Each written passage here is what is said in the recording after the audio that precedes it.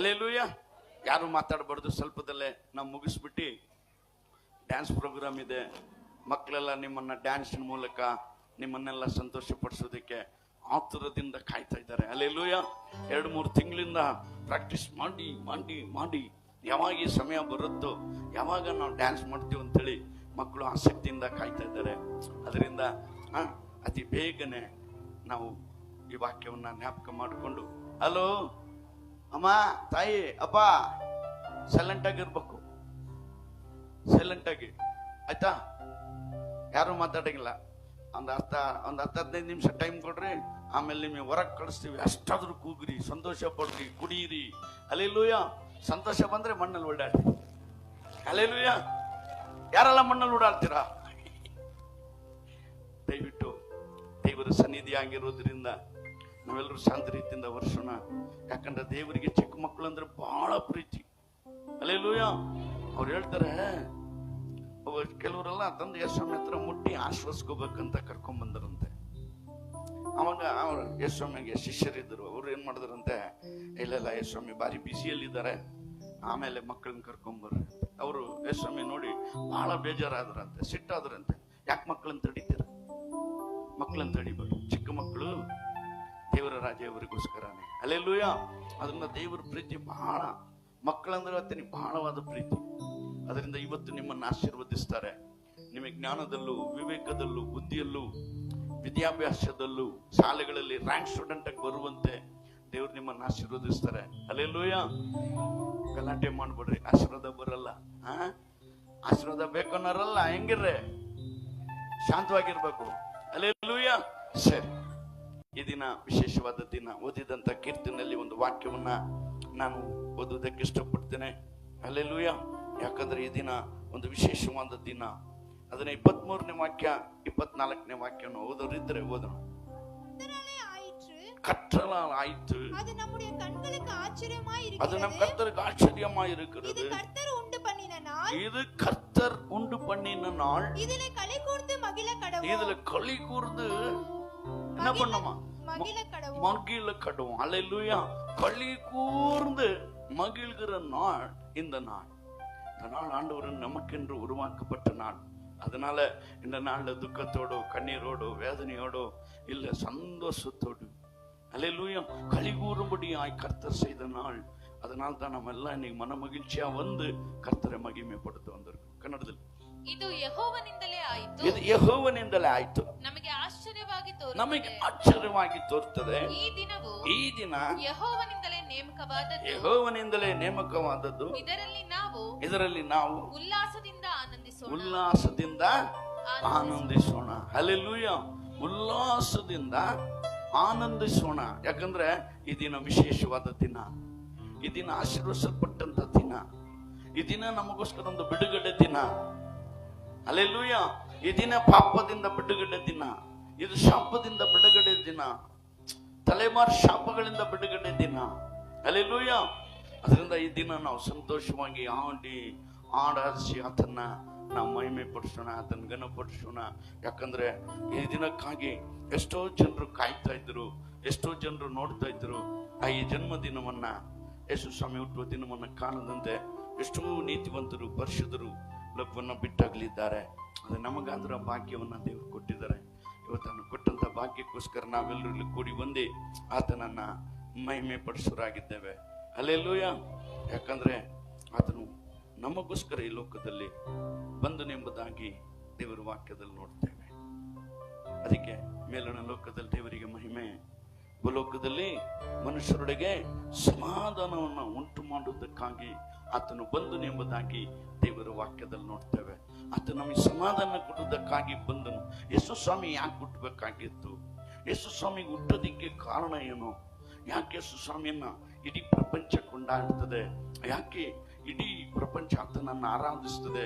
ಈ ದಿನ ಅವಿಶೇಷವಾದ ದಿನ, ಈ ದಿನ ಆತನ ಮಹಿಮೆಯ ದಿನ, ಈ ದಿನ ಉಲ್ಲಾಸವಾದ ದಿನವಾಗಿರೋದ್ರಿಂದ ಹಲ್ಲೆಲೂಯಾ. ಯಾಕೆ ಯೇಸು ಸ್ವಾಮಿಯನ್ನ ನಾವು ಹಾಡಬೇಕು, ಆರಾಧಿಸ್ಬೇಕು? ಯಾಕೆ ಆತನ ಕೊಂಡಾಡ್ಬೇಕಂದ್ರೆ ಆತನು ಮಾಡಿದ ಉಪಕಾರ ಅಷ್ಟು ದೊಡ್ಡದಾಗಿದೆ. ಹಲ್ಲೆಲೂಯಾ. ಆತನು ಮಾಡಿದಂತ ಉಪಕಾರ ಅಷ್ಟು ದೊಡ್ಡದಾಗಿದೆ. ಪಾಪ ಮಾಡಿದ್ದರಿಂದ ದೇವರ ಮಹಿಮೆ ಎಂಬುದಾಗಿ ನಾವು ವಾಕ್ಯದಲ್ಲಿ ನೋಡ್ತೇವೆ. ಆ ಪಾಪದಿಂದ ನಮ್ಮನ್ನು ಬಿಡಿಸುವುದಕ್ಕೋಸ್ಕರ ಯೇಸು ಸ್ವಾಮಿ ಏನ್ ಮಾಡಿದಂತೆ, ದೇವಾದಿ ದೇವನು ಸೂರ್ಯ ಚಂದ್ರ ನಕ್ಷತ್ರಗಳನ್ನೆಲ್ಲ ಸೃಷ್ಟಿ ಮಾಡಿದತ್ತನು, ಸೃಷ್ಟಿಕರ್ತನು ಈ ಲೋಕದಲ್ಲಿ ನಮ್ಮೆಲ್ಲರ ಪಾಪಕ್ಕೋಸ್ಕರ ಐಶ್ವರ್ಯವಂತನಾದ ದೇವರು, ಪರಿಶುದ್ಧವಾದ ದೇವರು, ಮಹಿಮೆಯಲ್ಲಿ ಜೀವಿಸಿದಂತ ದೇವರು, ಕೋಟಿ ಕೋಟಿ ಗಟ್ಟಲೆ ದೇವದೂತರ ಆತನ ಆರಾಧಿಸುವಂತ ದೇವರು ಮನುಷ್ಯರಿಗೋಸ್ಕರ ಈ ಲೋಕಕ್ಕೆ ಬಂದನೆಂಬುದಾಗಿ ದೇವರ ವಾಕ್ಯದಲ್ಲಿ ನೋಡ್ತೇವೆ. ಹಲ್ಲೆಲೂಯ. ಅವ್ರು ಬಂದು ಏನ್ ಮಾಡಿದ್ರು ಅಂತ ನಿಮಗೆ 2-3 ವಾಕ್ಯದಿಂದ ಜ್ಞಾಪಕ ಪಡಿಸ್ತೇನೆ. ಲೂಕನ ಸುವಾರ್ತೆಯಲ್ಲಿ 2ನೇ ಅಧ್ಯಾಯ, ಯಾರು ಬೈಬಲ್ ತಂದಿದ್ರೆ ಖಂಡಿತ ಅದನ್ನ ನೋಡ್ಕೊಳ್ರಿ. ಮಿಕ್ಕದರು ನನ್ನ ಮಾತುಗಳನ್ನ ಗಮನ ಇಟ್ಟು ಕೇಳ್ರಿ, ನಿಮಗೆ ಬಿಡುಗಡೆ ಆಗತ್ತೆ, ನಿಮಗೆ ಆಶೀರ್ವಾದ ಆಗತ್ತೆ. ಓದೋಣಮ್ಮ. ಆಕೆಯು 2:7, அவர் தன் முதற் பேரான குமாரனை பெற்று சத்திரத்திலே அவர்களுக்கு இடமில்லாததனால பிள்ளையை துணிகளில் சுற்றி முன்னணியிலே கிடத்தினார்கள். ಆಕೆಯು ತನ್ನ ಚೊಚ್ಚಲ ಮಗನನ್ನೆತ್ತು ಬಟ್ಟೆಯಲ್ಲಿ ಸುತ್ತಿ ಛತ್ರದಲ್ಲಿ ಅವರಿಗೆ ಸ್ಥಳವಿಲ್ಲದ ಕಾರಣ ಅವನನ್ನು ಗೋದಲಿಯಲ್ಲಿ ಮಲಗಿಸಿದಳು ಎಂಬುದಾಗಿ ದೇವರ ವಾಕ್ಯದಲ್ಲಿ ನೋಡ್ತೇವೆ. ಇಲ್ಲಿ ಏನ್ ನಡೀತದೆ ಅಂದ್ರೆ, ತಂದೆಯಾದ ದೇವರು ಯೇಸು ಸ್ವಾಮಿಯನ್ನ ಈ ಲೋಕಕ್ಕೆ ಕಳಿಸ್ತಾರೆ. ದೇವರ ಲೋಕದ ಮೇಲೆ ಎಷ್ಟೋ ಪ್ರೀತಿನಿಟ್ಟು ತನ್ನ ಒಬ್ಬನೇ ಮಗನನ್ನು ಕಳಿಸ್ಕೊಟ್ರು. ಆತ ನಮ್ಮ ಒಬ್ಬನಾದ್ರೂ ನಾಶವಾಗದೆ ಎಲ್ಲ ನಿತ್ಯ ಜೀವ ಪಡೆಯಬೇಕಂತ ಹೇಳಿ ಯೇಸು ಸ್ವಾಮಿ ಈ ಲೋಕಕ್ಕೆ ಬರ್ತಾರೆ. ಯಾಕೆ ಬರ್ತಾರೆ? ಮನುಷ್ಯನ ಅವತಾರ ತೆಗೆದುಕೊಳ್ತಾರೆ. ಆತನ ಮನುಷ್ಯನಾಗಿ ಬಂದ್ರೇನೆ ಮನುಷ್ಯರ ಪಾಪ ಕ್ಷಮಿಸಲ್ಪಡಬೇಕು. ಆತನ ಮನುಷ್ಯನಾಗಿ ಬಂದ್ರೇನೆ ಮನುಷ್ಯರ ಎಲ್ಲ ಪಾಪಗಳು, ಅಕ್ರಮಗಳು, ಅನ್ಯಾಯಗಳೆಲ್ಲ ಕ್ಷಮಿಸಲ್ಪಡುವುದಕ್ಕೆ ಕಾರಣವಾಗತ್ತೆ. ದೇವರಾಗಿದ್ದಾಗ ಬಲಿಗಳನ್ನ ಏನೇನೋ ಮಾಡಿದ್ರು ಪಾಪ ಕ್ಷಮಾಪಣೆ ಆಗ್ಲಿಲ್ಲ. ಅದರಿಂದ ದೇವರು ಯೋಚನೆ ಮಾಡಿ ನನ್ನ ಜನರ ಪಾಪಗಳು ಕ್ಷಮಿಸಲ್ಪಡಬೇಕಂತೇಳಿ ತನ್ನ ಒಬ್ಬನೇ ಮಗನನ್ನ ಈ ಲೋಕಕ್ಕೆ ಕಳಿಸ್ಕೊಟ್ರು. ಹಲ್ಲೆಲೂಯ. ಅವರು ಹೆಂಗ್ ಬಂದರು ಅಂದ್ರೆ, ಕನ್ಯೆ ಹೊಟ್ಟೆಯಲ್ಲಿ ಜನ್ಮ ತಾಳಿದ್ರು ಎಂಬುದಾಗಿ ವಾಕ್ಯದಲ್ಲಿ ನೋಡ್ತೇವೆ. ಕನ್ಯೆ ಮರಿಯಳ ಹೊಟ್ಟೆಯಲ್ಲಿ ಯೇಸು ಸ್ವಾಮಿ ಯೋಸೇಫ್ ಎಂಬ ಗಂಡಸಿಗೆ ಮರಿಯಾ ಎಂಬ ಯಾರಲ್ಲಿ ಮುಂದೆ ಈ ಮರಿಯಾ ಎಂಬ ಮಗುವನ್ನ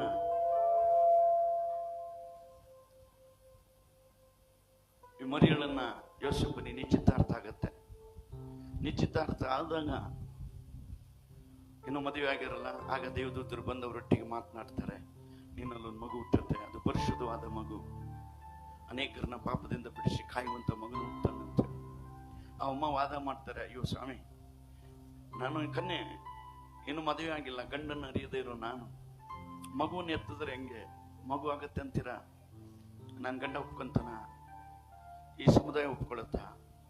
ಈ ಜನ ಒಪ್ಕೊಳ್ತಾರ? ಇದೆಲ್ಲ ಆಗೋಕತ್ತೇನ? ಆಗ ಹೇಳ್ತಾರೆ, ದೇವ್ ತೀರ್ಮಾನಿಸಿದ್ದನ್ನ ನೀನ್ ಬೇಡ ಅನ್ಬೇಡ, ನೀನು ಸ್ತ್ರೀಗಳಲ್ಲೇ ಧನ್ಯಳು ಎಂಬುದಾಗಿ ಅಲ್ಲಿ ಲೂಕನ ಸ್ವಾರ್ಥಿನ ದೇವ್ರ ವಾಕ್ಯವನ್ನ ನೋಡ್ತೇವೆ. ಆಗ ಅಮ್ಮ ಒಪ್ಕೊಂತಾರೆ. ಹೆಂಗ್ ಒಪ್ಕೊಂತಾರಂದ್ರೆ, ಸರಿ ದೇವರಿಗೋಸ್ಕರ ಒಪ್ಕೊಳ್ಳೋಣ. ಆ ಕಾಲದಲ್ಲೆಲ್ಲ ಹೆಂಗಂದ್ರೆ, ವ್ಯಭಿಚಾರ ಮಾಡಿದವರಿಗೆ ಎಲ್ಲರೂ ಸೇರಿ ಕಲ್ಲಲ್ಲಿ ಹೊಡೆದು ಸಾಯಿಸ್ಬೇಕು. ಕಣ್ಣಿಗೆ ಕಣ್ಣು, ಹಲ್ಲಿಗೆ ಹಲ್ಲು, ಕೈಗೆ ಕೈ, ಕೈ ಮುರಿದ್ರೆ ಕೈ ಮುರಿಬೇಕು, ಹಲ್ಲು ಮುರಿದಾಕಿದ್ರೆ ಹಲ್ಲು ಮುರಿದಾಕ್ಬೇಕು, ಕಣ್ಣು ಹೊಡೆದಾಕಿದ್ರೆ ಕಣ್ಣು ಹೊಡಿಬೇಕು. ವ್ಯಭಿಚಾರ ಸ್ತ್ರೀಗಳು ಸಿಕ್ಕಿದ್ರೆ ಎಲ್ಲರೂ ಸೇರಿ ಕಲ್ಲಲ್ಲಿ ಹೊಡೆದು ಆ ಜೀವ ಹೋಗೋವರೆಗೂ ಹೊಡೆದು ಸಾಯಿಸ್ಬೇಕು. ಹಲ್ಲೆಲೂಯಾ. ಆ ಪರಿಸ್ಥಿತಿಯಲ್ಲಿ ಇವಮ್ಮ ಸರಿ ಆಯ್ತು, ದೇವ್ರು ಮಾತಾದ್ರೆ ನಾನು ಸ್ವೀಕಾರ ಮಾಡ್ಕೊಳ್ತೇನೆ, ಆಗ್ಲಿ, ನಾನು ಗಂಡ ತಿರಸ್ಕಾರ ಮಾಡಿದ್ರೇನು, ಯಾರೇನು ಹೇಳಿದ್ರೇನು, ನಾನು ಸ್ವೀಕಾರ ಮಾಡ್ಕೊಳ್ತೇನೆ. ಯಾಕೆ ಒಬ್ಬ ರಕ್ಷಕನು ನನ್ನ ಹೊಟ್ಟೆಯಿಂದ ಹುಟ್ಟುತ್ತಾನೆ ಅಂದ್ರೆ ನಾನು ಧನ್ಯಳು, ನಾನು ಭಾಗ್ಯವಂತಳು ಅಂತ ಹೇಳಿ ಅವಮ್ಮ ಸ್ಥಾನಮಾನ ಕೊಡ್ತಾರೆ. ಆಗ ಅವ್ರ ಗಂಡನಿಗೆ ಗೊತ್ತಾಗತ್ತೆ, ಯೋಸೇಫನಿಗೆ, ಅಯ್ಯೋ ಮದುವೆನೇ ಆಗಿಲ್ಲ, ನನ್ನ ಹೆಂಡತಿ ಪ್ರೆಗ್ನೆಂಟ್ ಆಗಿಬಿಟ್ಟಿದ್ದಾಳೆ, ಏನ್ ಮಾಡೋದು? ಬೇಡ, ಯಾರಿಗೆ ಹೇಳೋದು ಬೇಡ, ಯಾರಿಗೂ ತಿಳಿಸೋದು ಬೇಡ, ಬಿಟ್ಬಿಡೋಣ, ಮದುವೆನೇ ಬೇಡ, ಗರ್ಭಿಣಿ ಆಗ್ಬಿಟ್ಟಿದ್ದಾಳಲ್ಲ ಅಂತ ಹೇಳಿ ತನ್ನ ಮನಸ್ಸಲ್ಲೇ ಅನ್ಕೊಂಡು, ನಾವಾಗಿದ್ರೆ ಏನ್ ಮಾಡ್ತಿದ್ದೆ, ಅಮ್ಮ ಆ ಹುಡುಗಿ ನೋಡದಲ್ಲಮ್ಮ ಪ್ರೆಗ್ನೆಂಟ್ ಆಗ್ಬಿಟ್ಟಿದ್ದಾಳ ಹುಡುಗಿ, ಯಾರಿಗೆ ಪ್ರೆಗ್ನೆಂಟ್ ಆದ್ರು ಏನೋ ಯಾರಿಗೆ ಗೊತ್ತು, ಎಲ್ಲ ಕತೆ. ಹೌದು, ಎಂತ ಹುಡುಗಿ ನೋಡಿದಪ್ಪ, ನಾವು ಮದುವೆ ಆಗೋದಿಗೆ ಮುಂಚೆನೆ ಪ್ರೆಗ್ನೆಂಟ್ ಆಗಿದೆ ಅಂತ ಊರೆಲ್ಲ ಗಲಾಟೆ ಮಾಡ್ತಿದ್ವಿ, ಊರೆಲ್ಲ ಮಾತಾಡ್ತಿದ್ವಿ. ಹಲ್ಲೆಲೂಯಾ. ಯೋಸೇಫನ ಊರ್ ಜನರಿಗೆ ಹೇಳಿದ್ರೆ ಊರ್ ಜನ ಎಲ್ಲ ಕಲ್ಲಲ್ಲಿ ಹೊಡೆದು ಈ ಮರಿಗಳನ್ನ ಸಾಯಿಸ್ಬೇಕಾಗಿತ್ತು. ವಿಭಚಾರಗಾರನ ಕಲ್ಲಲ್ಲಿ ಹೊಡೆದು ಸಾಯಿಸ್ಬೇಕಂತ ನಿಯಮ ಹಳೆ ಒಡಂಬಡಿಕೆ ಕಾಲದಲ್ಲಿ. ಹಲ್ಲೆಲೂಯ.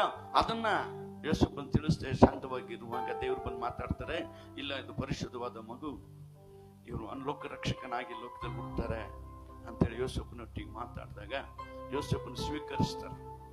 ಹಲ್ಲೆಲೂಯ. ಸ್ವೀಕಾರ ಮಾಡಿದಾಗ ಏನಾಗುತ್ತೆ, ಸರಿ ಅವ್ರ ಹೆಂಡತಿಯಾಗಿ ಅವ್ರು ಸೇರಿಸ್ಕೊಳ್ತಾರೆ. ಜನಗಣತಿ ಅನ್ನೋ ಒಂದು ಕನಸುಮಾರಿ ಬರುತ್ತೆ, ಆ ಬರೆಯೋದಕ್ಕೆ ಬೆತ್ಲೆಹೇಮಿಗೆ ಬರ್ತಾರೆ. ಆ ಬಂದಾಗ ಇವಮ್ಮ ತುಂಬ ಗರ್ಭಿಣಿಯಾಗಿರ್ತಾರೆ. ಬಂದಾಗ ಜನಗಣತಿ ಅಂದ್ರೇನು ಎಲ್ಲ ಹೆಸರು ಬರ್ಸೋದು. ನಮ್ಮೂರಲ್ಲಿ ಇರೋ ಜನ ಎಲ್ಲ ಬೇರೆ ಬೆಂಗಳೂರು, ಕಲ್ಕಟ್ಟ, ಡೆಲ್ಲಿ ಎಲ್ಲೆಲ್ಲೋ ಕೆಲಸ ಮಾಡ್ತಿರ್ತಾರೆ. ಜನಗಣತಿ ಅಂದ್ರೆ ಎಲ್ಲ ಬರ್ಬೇಕು, ಅವ್ರವ್ರ ಊರಲ್ಲಿ ಅವ್ರ ಮನೆಯಲ್ಲಿ ಅವ್ರ ಹೆಸರನ್ನ ಕೊಟ್ಟು ಬರ್ಸ್ಬೇಕು. ಹಾಗೆ ಎಲ್ಲಾ ಊರಿನ ಜನ ಬಂದು ಊರಿಗೆ ಸೇರ್ಕೊಂಡ್ಬಿಟ್ಟಿದ್ದಾರೆ. ಎಲ್ಲೂ ಸ್ಥಳ ಇಲ್ಲ, ಎಲ್ಲಾರ ಮನೆಯಲ್ಲೂ ಬಂದು ಬಳಗ ಸೇರ್ಕೊಂಡ್ಬಿಟ್ಟಿದ್ದಾರೆ. ಆಗ ಈ ಒಮ್ಮನಿಗೆ ಸೊಂಟ ನೋವು ಬರುತ್ತೆ, ಡೆಲಿವರಿ ಸಮಯ ಬರುತ್ತೆ. ಆಗ ಯೋಸಪ್ಪನ ಏನ್ ಮಾಡ್ತಾನೆ, ಇರಮ್ಮ ಯಾರ ಮನೆಯಲ್ಲಾದ್ರೂ ಕೇಳೋಣ, ರೂಮ್ ಗಿಮ್ ಖಾಲಿ ಇದ್ರೆ ಕೊಡ್ಲಿ ಅಂತ ಬಾಗಿಲು ತಡ್ತಾರೆ. ಇಲ್ಲ, ನಮ್ಮ ಮನೆಯಲ್ಲಿ ರಿಲೇಷನ್ ಎಲ್ಲ ಬಂದ್ಬಿಟ್ಟಿದ್ದಾರೆ, ಎಲ್ಲೆಲ್ಲೂ ಹುಡುಕ್ತಾರೆ, ಎಲ್ಲೂ ಸ್ಥಳ ಇರಲ್ಲ. ಆಗ ಇವ್ರು ಕೇಳ್ತಿರುವಾಗ್ಲೇ ಯೇಸು ಸ್ವಾಮಿ ಹುಟ್ಟೇ ಬಿಡ್ತಾರೆ. ಹಲ್ಲೆಲೂಯ.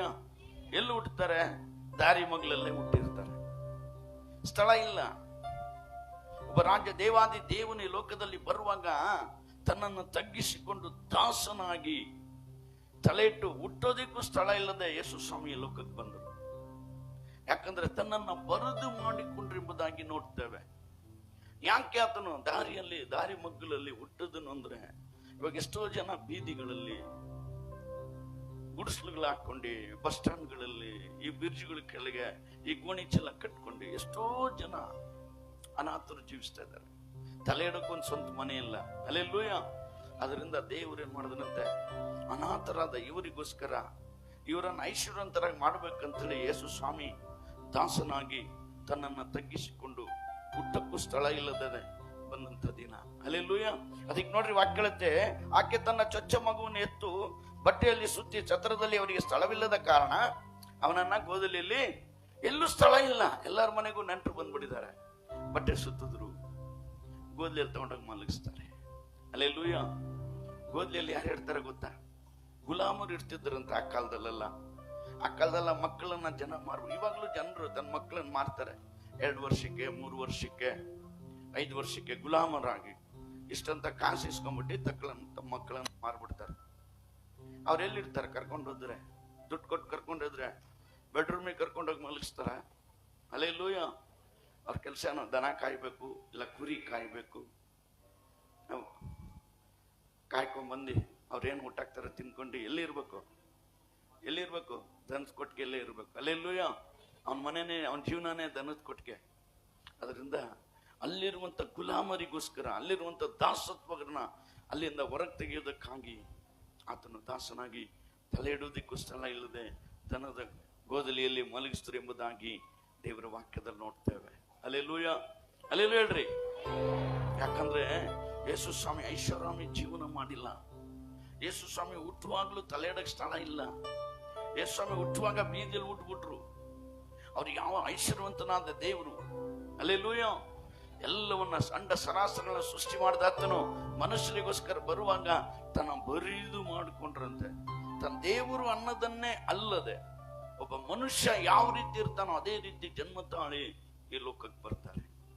ಮತ್ತೆ ಹೆಂಗೆ ಇವ್ರು ಯೇಸು ಸ್ವಾಮಿ ಹುಟ್ಟಿದ್ದಂತ ಗೊತ್ತಾಗತ್ತೆ ಅಂದ್ರೆ 8ನೇ ವಾಕ್ಯವನ್ನ ನಾವು ಓದೋಣ. 2ನೇ ಅಧ್ಯಾಯ 8ನೇ வாக்கியத்திலே, அந்த நாட்டிலே மேய்ப்பர்கள் வயல்வெளியில் தங்கி ராத்திரியிலே தங்கள் மந்தையை காத்துக் கொண்டிருந்தார்கள். அவ்வேளையில் கர்த்தருடைய தூதன் அவர்களிடத்தில் வந்து நின்றார். கர்த்தருடைய மகிமை அவர்களை சுற்றிலும் பிரகாசித்தது.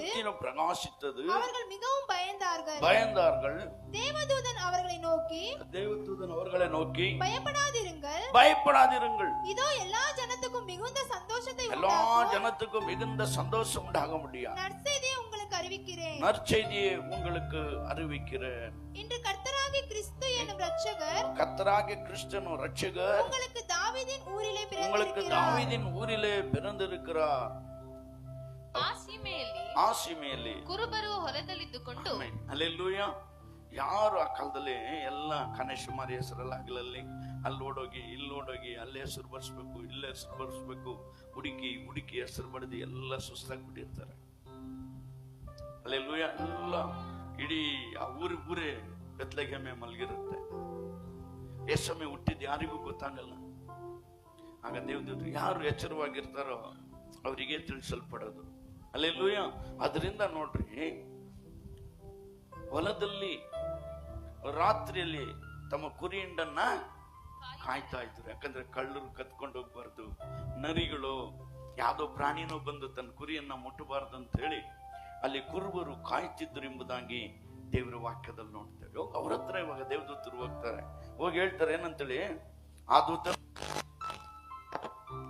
10ನೇ ವಾಕ್ಯ, ಅವರಿಗೆ ಹೆದರಬೇಡಿರಿ, ಕೇಳಿರಿ, ಜನರಿಗೆಲ್ಲ ಮಹಾ ಸಂತೋಷವನ್ನುಂಟು ಮಾಡುವ ಶುಭ ಸಮಾಚಾರವನ್ನ ನಿಮಗೆ ತಿಳಿಸ್ತೇವೆ.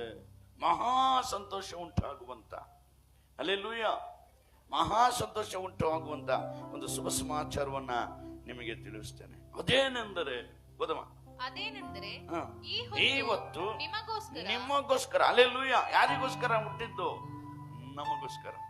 ನಮಗೋಸ್ಕರ ಯಾಕಪ್ಪ ಹುಟ್ಟಬೇಕಾಯ್ತು? ಅದ್ರ ಬಗ್ಗೆ ನಾನು ಮುಂದೆ ಹೇಳ್ತೇನೆ. ನಿಮಗೋಸ್ಕರ ದಾವೀದನೂರಿನಲ್ಲಿ ಒಬ್ಬ ರಕ್ಷಕನು ಹುಟ್ಟಿದ್ದಾನೆ, ಆತನು ಕರ್ತನಾಗಿರುವ ಕ್ರಿಸ್ತನೇ. ಅಲ್ಲೆಲ್ಲೂಯ, ಆತನೇ ಕರ್ತನಾಗಿರುವ ಕ್ರಿಸ್ತನೇ ಎಂಬುದಾಗಿ ಅಲ್ಲಿ ವಾಕ್ಯದಲ್ಲಿ ನೋಡ್ತೀವಿ. ಅದು ನಿಮಗೆ ಗೊತ್ತಾಗುವುದು ಗುರುತು.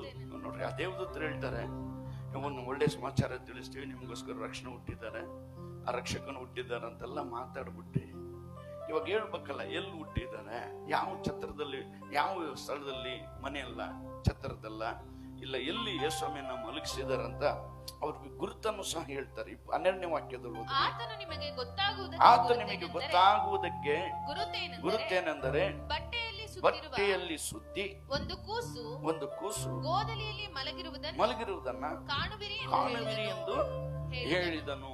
ತಮಿಳು பிள்ளையை துணிகளில் சுற்றி துணியை சுற்றி முன்னணியிலே கிடத்தினாரை காண்பீர்கள். இதுவே உங்களுக்கு அடையாளம். இயேசு பிறந்ததுக்கு இதுதான் அடையாளம். அப்படி மாற்று தொழுவத்துல முன்னணியில ஒரு துணியில சுத்தி கட்டிருப்பாங்க. நீங்க போய் பாருங்க, அங்க ரட்சகர் என்ற ஒரு இயேசு நமக்காக பிறந்து வந்திருக்கிறார். ಒಬ್ಬ ರಕ್ಷಕನು ನಮಗೋಸ್ಕರ ಲೋಕದಲ್ಲಿ ಹುಟ್ಟಿ ಬಂದಿದ್ದಾನೆ. ಗುರುತೇನಂದ್ರೆ ಬಟ್ಟೆಯಲ್ಲಿ ಸುತ್ತಿ, ಅಲ್ಲೆಲ್ಲೂಯ, ಎಲ್ಲಿ ಸುತ್ತಿ, ಯಾವುದೋ ಒಂದು ಹಳೆ ಬಟ್ಟೆಯಲ್ಲಿ ಸುತ್ತಿ ಅಲ್ಲಿ ಮಲಗಿಸಿರ್ತಾರೆ. ಇದು ನಿಮಗೆ ಗುರುತು ಎಂಬುದಾಗಿ ಆತನ ಗುರುತನ್ನು ಸಹ ಹೇಳ್ತಾರೆ ಎಂಬುದಾಗಿ ನೋಡ್ತೇವೆ. 13ನೇ ವಾಕ್ಯದಲ್ಲಿ ಅಲ್ಲಿ ಒಂದು ದೊಡ್ಡ ಸಂತೋಷವನ್ನು ಉಂಟಾಗುತ್ತೆ ಅಂತ ನೋಡ್ತೇವೆ. ಪಕ್ಕನೆ ಆ ದೂತನ ಸಂಗಡ ಪರಲೋಕ ಸೈನ್ಯದವರ ಒಂದು ದೊಡ್ಡ ಗುಂಪು ಕಾಣಿಸಿಕೊಂಡು ಮೇಲಿನ ಲೋಕದಲ್ಲಿ ದೇವರಿಗೆ ಮಹಿಮೆ, ಭೂಲೋಕದಲ್ಲಿ ಮನುಷ್ಯರೊಳಗೆ ಸಮಾಧಾನ, ದೇವರು ಅವರಿಗೆ ಒಲಿಯುತ್ತಾನೆ ಎಂದು ದೇವರನ್ನು ಕೊಂಡಾಡುತ್ತಾ ಹೇಳಿದರು. அந்த க்ஷணமே பரமசேனையின் திரள் அந்த தூதனுடனே தூதர் திரள் உன்னதத்தில் இருக்கிற தேவனுக்கு மகிமையும், உன்னதத்தில தேவனுக்கு மகிமை, பூமியிலே சமாதானம், மனுஷர் மேல் பிரியமும் உண்டாவதாக என்று சொல்லி தேவனை துதித்தார்கள். அல்லேலூயா. தேவனை என்று மனுஷருக்குள்ள இந்த சமாதானத்தை உண்டாக்க முடியும். தேவனை துதித்தார்கள். ಆತನು ಪಕ್ಕನೆ ಆ ದೂತರ ದೊಡ್ಡ ಪರಲೋಕ ಸೈನ್ಯದ ಒಂದು ದೊಡ್ಡ ಗುಂಪೆ, ಮೇಲನ ಲೋಕದಲ್ಲಿ ದೇವರಿಗೆ ಮಹಿಮೆ, ಭೂಲೋಕದಲ್ಲಿ ಮನುಷ್ಯರೊಳಗೆ ಸಮಾಧಾನ, ದೇವರವರಿಗೆ ಒಲಿಯುತ್ತಾನೆ. ಅಲ್ಲೆಲ್ಲೂಯ. ದೇವರು ಆತನಿಗೆ ಒಲಿಯುತ್ತಾನೆ ಎಂಬುದಾಗಿ ದೇವರ ವಾಕ್ಯ. ಎಲ್ಲಾ ದೂತರು, ಪರಲೋಕದಲ್ಲಿ ಎಷ್ಟು ಕೋಟಿಗಟ್ಟಲೆ ದೂತರಿದ್ರು, ಅವರೆಲ್ಲ ಒಟ್ಟಿಗೆ ಸೇರಿ ಅಲ್ಲೆಲ್ಲೂಯ ಯೇಸು ಸ್ವಾಮಿ ಹುಟ್ಟಿದ ದಿನವನ್ನ ಕೊಂಡಾಡಿದರು ಎಂಬುದಾಗಿ ಈ ವಾಕ್ಯ ನಮಗೆ ತಿಳಿಸ್ತದೆ. ಮೇಲಿನ ಲೋಕದಲ್ಲಿ ವಾಕ್ಯ ಪಕ್ಕನೆ 13ನೇ ವಾಕ್ಯ, ಆ ದೂತನ ಸಂಗಡ ಸೈನ್ಯದವರ ಒಂದು ದೊಡ್ಡ ಗುಂಪು ಕಾಣಿಸಿಕೊಂಡು ಮೇಲಿನ ಲೋಕದಲ್ಲಿ ದೇವರಿಗೆ ಮಹಿಮೆ, ಭೂಲೋಕದಲ್ಲಿ ಮನುಷ್ಯರೊಳಗೆ ಸಮಾಧಾನ ಎಂದು ದೇವರು ಅವರಿಗೆ ಒಲಿಯುತ್ತಾನೆಂದು ದೇವರನ್ನು ಕೊಂಡಾಡಿದರು. ಅಲ್ಲೆಲ್ಲೂಯ. ಇಡೀ ದೂತರು ಯೇಸು ಸ್ವಾಮಿ ಹುಟ್ಟಿದ ದಿನವನ್ನ ಆ ರಾತ್ರಿನೇ ಕೊಂಡಾಡ್ತಾರೆ. ಅಲ್ಲೆಲ್ಲೂಯ. ನಾವು ಇವಾಗ ಹಗಲಲ್ಲಿ ಕೊಂಡಾಡ್ತೀವಿ, ಅವ್ರ ರಾತ್ರಿ ಕೋಟಿಗಟ್ಟಲೆ ದೂತರೆಲ್ಲ ಬಂದು ಆತನ ಹುಟ್ಟಿದ ದಿನವನ್ನ ಸಂತೋಷ ಪಟ್ಟು ಕೊಂಡಾಡಿದರು ಎಂಬುದಾಗಿ ದೇವರ ವಾಕ್ಯದಲ್ಲಿ ನೋಡ್ತೇವೆ. ಹಲ್ಲೆಲೂಯಾ. ಅದರಿಂದ ಆತನ ಈ ಲೋಕದಲ್ಲಿ ನಮಗೋಸ್ಕರ ಬಂದಾಗ ಇಡೀ ದೂತ ಸೈನ್ಯವೇ ಆತನನ್ನ ಕೊಂಡಾಡಿದರು ಎಂಬುದಾಗಿ ದೇವರ ವಾಕ್ಯದಲ್ಲಿ ನೋಡ್ತೇವೆ. ಯಾಕಂದ್ರೆ ಈ ದಿನ ಒಂದು ವಿಶೇಷವಾದ ದಿನ. ನಾವು ಓದ್ವಲ್ಲ, ಈ ದಿನ ನೇಮಕವಾದದ್ದು, ಇದರಲ್ಲಿ ನಾವು ಉಲ್ಲಾಸಿಸಿ ಆನಂದಿಸೋಣ. ಹಲ್ಲೆಲೂಯಾ. ದೂತರೆಲ್ಲ ಸೇರಿ ಆತನ ಹುಟ್ಟಿದ ದಿನವನ್ನ ಆ ರಾತ್ರಿಯಲ್ಲೇ ಕೊಂಡಾಡಿದರು ಎಂಬುದಾಗಿ ದೇವರ ವಾಕ್ಯದಲ್ಲಿ ನೋಡ್ತೇವೆ. ಅದೇ ರೀತಿ ಇವತ್ತು ನಾವು ಸಹ ಆತನ ಕೊಂಡಾಡುವುದಕ್ಕಾಗಿ ಇಲ್ಲಿ ಕೂಡಿ ಬಂದಿದ್ದೇವೆ. ಹಲ್ಲೆಲೂಯಾ. ಅವರಿಗೆ ಯೇಸು ಅಂತ ಹೆಸರು ಬಂದದ್ದನ್ನ ಒಂದು ವಾಕ್ಯ ನಿಮಗೆ ತಿಳಿಸ್ತೇನೆ. ಮತ್ತಾಯ ಸುವಾರ್ತೆಯಲ್ಲಿ 1ನೇ ಅಧ್ಯಾಯ 21ನೇ ವಾಕ್ಯ ನೋಡಿ. அவள் ஒரு குமாரனை பெறுவாள். அவருக்கு இயேசு என்று பெயரிடுவாயாக. ஏனெனில் அவர் தமது ஜனங்களின் பாவங்களை நீக்கி அவர்களை ரட்சிப்பார் என்றார். ಆಕೆಯು ಒಬ್ಬ ಮಗನನ್ನು ಹಡೆಯುವಳು. ನೀನು ಆತನಿಗೆ ಯೇಸು ಎಂದು ಹೆಸರಿಡಬೇಕು. ಯಾಕೆಂದರೆ ಆತನೇ ತನ್ನ ಜನರನ್ನು ಅವರ ಪಾಪಗಳಿಂದ ಬಿಡಿಸಿ ಕಾಯುವನು ಅಂದನು. ಹಲ್ಲೆಲೂಯಾ. ದೂತನು ಹೇಳ್ತಾರೆ, ಅವ್ರಿಗೆ ಯೇಸು ಅಂತ ಹೆಸರಿಡ್ರಿ, ಅವ್ರಿಗೆ ಯೇಸು ಎಂದು ಬೈರ್ರಿ, ಯೇಸು ಎಂಬುದಾಗಿ ಹೆಸರಿಡ್ರಿ. ಹಲ್ಲೆಲೂಯಾ. ಯಾಕೆಂದರೆ ತನ್ನ ಜನರ ನಮ್ಮನ್ನ ಸೃಷ್ಟಿ ಮಾಡಿದಂತ ಆತನ ಜನರಾದ ನಮ್ಮನ್ನ ಏನ್ ಮಾಡಿದ್ರಂತೆ? ಪಾಪಗಳಿಂದ ಬಿಡಿಸಿ ಕಾಯುವನು ಎಂಬುದಾಗಿ. ಹಲ್ಲೆಲೂಯಾ. ಇವಾಗ ಯಾರಿಗಾದ್ರೂ ಕೇಳ್ರಿ, ನಾವು ಪಾಪ ಮಾಡಿದ್ಯಾ ನೀನು ಅಂತ ಕೇಳ್ರಿ, ಯಾರೋ ಒಪ್ಪಂತಾರ? ನೀನ್ ಪಾಪ ಮಾಡಿದ್ಯಾ ಅಂದ್ರೆ ಹಲ್ಲೆಲೂಯಾ, ಇಲ್ಲಪ್ಪ ನಾನೇ ಪಾಪ ಮಾಡಿ, ನನ್ನಲ್ಲಿ ಯಾವ ಪಾಪನೂ ಇಲ್ಲ, ನಾನೇನು ಪಾಪನೇ ಮಾಡಿಲ್ಲ, ಹಲ್ಲೆಲೂಯಾ ಅಂತ ನಾವೆಲ್ಲ ವಾದಿಸ್ತೀವಿ. ನಾವೆಲ್ಲ ನಮ್ಮ ತಪ್ಪುಗಳನ್ನ ಒಪ್ಕೊಳ್ದೇವರಾಗಿರ್ತೇವೆ. ಅದು ದೇವರಾದ ಯೇಸು ಸ್ವಾಮಿಗೆ ಮಾತ್ರ ಗೊತ್ತು. ನಮ್ಮೆಲ್ಲ ಪಾಪಗಳಿಂದ ಬಿಡಿಸುವುದಕ್ಕೋಸ್ಕರ ಆತನ ಈ ಲೋಕದಲ್ಲಿ ಬರಿದಾಗಿ, ಊಟಕ್ಕೂ ಸ್ಥಳ ಇಲ್ಲದೆ, ತಲೆ ಇಡೋಕೆ ಸ್ಥಳ ಇಲ್ಲದೆ, ಮನೆ ಇಲ್ಲದೆ ಗೋದಲಿಯಲ್ಲಿ ಮಲಗಿಸಲ್ಪಟ್ಟಂತ ದೇವರು ನಮ್ಮ ಪಾಪಗಳಿಂದ ಬಿಡಿಸಿ ಕಾಯುವುದಕ್ಕೋಸ್ಕರ ಈ ಲೋಕಕ್ಕೆ ಬಂದರು ಎಂಬುದಾಗಿ ದೇವರ ವಾಕ್ಯದಲ್ಲಿ ನೋಡ್ತೇವೆ. ಹಲ್ಲೆಲೂಯಾ. ಯಾಕಂದ್ರೆ ನಮ್ಮ ಪಾಪ, ನಾನೇನು ಪಾಪ ಮಾಡಿಲ್ಲ ಅಂತ ಭಯಂಕರ ನಾವು ವಾದ ಮಾಡ್ತೇವೆ, ವಿವಾದಗಳನ್ನ ಮಾಡ್ತೇವೆ. ಯಾಕಂದ್ರೆ ನಮ್ಮಲ್ಲಿ ಏನೇನು ಪಾಪ ಇದೆ ಅಂತ ಒಂದು ವಾಕ್ಯವನ್ನ ನಾನು ನಿಮಗೆ ಓದ್ತೇನೆ. ಗಲಾತ್ಯರ ಪತ್ರಿಕೆಯಲ್ಲಿ 6ನೇ ಅಧ್ಯಾಯ 19ನೇ ವಾಕ್ಯದಲ್ಲಿ ಈ ರೀತಿಯಾಗಿ ನಾವು ಓದ್ತೇವೆ. ಜಾರತ್ವ, ಬಂಡುತನ, ನಾಚಿಗೇಡುತನ, ಮಾಟ, ಹಾಗೆತನ, ಜಗಳ, ಹೊಟ್ಟೆ ಕಿಚ್ಚು, ಕಕ್ಷಭೇದ, ಭಿನ್ನಮತ, ಮತ್ಸರ, ಕುಡಿಕತನ, ದುರ್ದೌತನ, ಇಂಥವುಗಳೇ. ಹಲ್ಲೆಲೂಯಾ. ಇಲ್ಲಿ ನೋಡ್ರಿ, ಪಾಪ ಇಲ್ಲ ಅಂತ ಹೇಳಂಗಿಲ್ಲ. ವ್ಯಭಿಚಾರ ಮಾಡಿದ್ರೇನೆ ಪಾಪ. ವ್ಯಭಿಚಾರ ಒಂದು ಪಾಪ. ಹಲ್ಲೆಲೂಯಾ. ನಾವೆಲ್ಲ ಮನುಷ್ಯನ ಆಸೆ ಪಟ್ಟಿದ ಮೇಲೆ ಅನುಭವಿಸ್ಲೇಬೇಕಂತ ತಿಳಿತೀವಿ. ಆದ್ರೆ ಪಾಪನೇ. ಪಾಪದ ಸಂಬಳ ಮರಣ ಎಂಬುದಾಗಿ ವಾಕ್ಯದಲ್ಲಿ ನೋಡ್ತೇವೆ. ಯಾರು ಪಾಪದ ಕೂಡ ಯಾವಾಗ ತುಂಬುತ್ತೋ ಅವ್ರು ಚಿಕ್ಕ ವಯಸ್ಸಲ್ಲಿ ಟಪಕಂತ ಹೋಗ್ಬಿಡ್ತಿದ್ರು. ಪಾಪದ ಸಂಬಳ ಮರಣ ಹುಡುಕೊಂಡ್ ಬರುತ್ತೆ. ಮರಣ ಬಾಗ್ಲಲ್ಲಿ ಕಾಯ್ತಾ ಇದೆ ಅಂತ ಬೈಬಲ್ ಅಲ್ಲಿ ಹೇಳಲ್ಪಟ್ಟಿದೆ. ಪಾಪವು ನೀನು ಬಾಗ್ಲಲ್ಲೇ ಕಾಯ್ತಾ ಇದೆ, ಯಾರನ್ನು ಹಿಡೀಲಿ ಅಂತೇಳಿ ನಮ್ಮನ್ನ ಪಾಪ ಮಾಡಿಸೋದಕ್ಕೆ ಆ ಪಾಪ ನಮಗೋಸ್ಕರ ಕಾಯ್ತಾ ಇದೆ ಅಂತೆ. ಬಂಡುತನ, ತಂದೆ ತಾಯಿ ಮಾತು ಕೇಳಿದೆ, ನಾನು ಹಂಗೆ ಮಾಡೋದು, ನಾನು ಹಿಂಗೆ ಇರೋದು. ಗಂಡ ಹೆಂಡತಿಗೆ ನಾನು ಹಂಗೆ ಕಣೆ, ನಾನು ಹಿಂಗೆ ಇರಿ ಅಂತ ಬಂಡುತನ ಒಂದು ಪಾಪ. ಹಲ್ಲೆಲೂಯಾ. ನಾವೇನು ತಿಳ್ಕೊಂತೆ, ಬಿಡ ಸಿಟ್ಟು ಮಾಡ್ಕೊಂಡ್ರೆ ಪಾಪ. ಅದು ದೇವರ ವಾಕ್ಯ ಹೇಳುತ್ತೆ ಇದು ಒಂದು ಪಾಪ ಎಂಬುದಾಗಿ. ಇಂಥ ಪಾಪಗಳಿಂದ ಚಿಕ್ಕ ಚಿಕ್ಕ ಪಾಪ ಮಾಡಿ ನಾವೆಲ್ಲರೂ ದೇವರ ಮಹಿಮೆಯನ್ನ, ಆ ಸ್ವರ್ಗ ಎಂಬ ರಾಜ್ಯವನ್ನ ಕಳ್ಕೊಳ್ತಾ ಇದ್ದೇವೆ ಅಂತ ತಿಳಿದೇ ಯೇಸು ಸ್ವಾಮಿ ಮನುಷ್ಯನಾಗಿ ಲೋಕಕ್ಕೆ ಅವತಾರವಾಗಿ ಜನಿಸಿದ್ರು ಎಂಬುದಾಗಿ ದೇವರ ವಾಕ್ಯದಲ್ಲಿ ನೋಡ್ತೇವೆ. ನಾಚಿಕೆಡಿತನ, ನಾಚಿಕೆನೇ ಇಲ್ಲ ಮಾರ ಇವರಿಗೆ, ಸ್ವಲ್ಪನೂ ನಾಚಿಕೆ ಇಲ್ಲ. ಎಲ್ಲ ಮಾಡ್ಬಿಟ್ಟು ನೋಡಿ ಎಷ್ಟು ಚೆನ್ನಾಗಿದ್ದಾರೆ. ಹಲ್ಲೆಲೂಯಾ. ನಾಚಿಕೆಡಿತನ ಒಂದು ಪಾಪ ಅಂತೆ. ಅದಕ್ಕೆ ಯೇಸು ಎಂದು ಹೆಸರಿಡ್ರಿ. ಯಾಕಂದ್ರೆ ತನ್ನ ಜನರ ಪಾಪಗಳಿಂದ ಬಿಡಿಸುವನು. ನಮ್ಮ ಪಾಪದಿಂದ ಬಿಡಿಸುವುದಕ್ಕೋಸ್ಕರ ಯೇಸು ಸ್ವಾಮಿ ಲೋಕಕ್ಕೆ ಬಂದರು. ಹಲ್ಲೆಲೂಯಾ. ನಮ್ಮ ಪಾಪನೇ ನಮ್ಮ ಜೀವಿತಕ್ಕೆ ಶಾಪ, ನಮ್ಮ ಪಾಪನೇ ನಮಗೆ ಬರಬೇಕಾದ ಆಶೀರ್ವಾದಗಳಿಗೆಲ್ಲ ತಡೆ. ಯಾಕಂದ್ರೆ ದೇವರು ಪಾಪವನ್ನು ನೋಡಲಾರ್ದಂತ ದೇವಾದಿ ದೇವನೆಂಬುದಾಗಿ ದೇವರ ವಾಕ್ಯದಲ್ಲಿ ನೋಡ್ತೇವೆ. ಹಲ್ಲೆಲೂಯಾ. ಯಾಕಂದ್ರೆ ಆದಾಮ ಅವ್ವನ್ನ ದೇವ್ರು ಸೃಷ್ಟಿ ಮಾಡಿದ್ರಂತೆ. ಆದಾಮನ್ನ ಮಣ್ಣಲ್ಲಿ ಸೃಷ್ಟಿ ಮಾಡಿ ಅವನಿಗೆ ಜೀವ ಶ್ವಾಸವನ್ನ ಕೊಟ್ಟು ಬದುಕುವಂತೆ ಮಾಡಿದ್ರಂತೆ. ಸ್ವಲ್ಪ ದಿವಸ ಅವನು ಏದೇನು ತೋಟದಲ್ಲಿದ್ದ.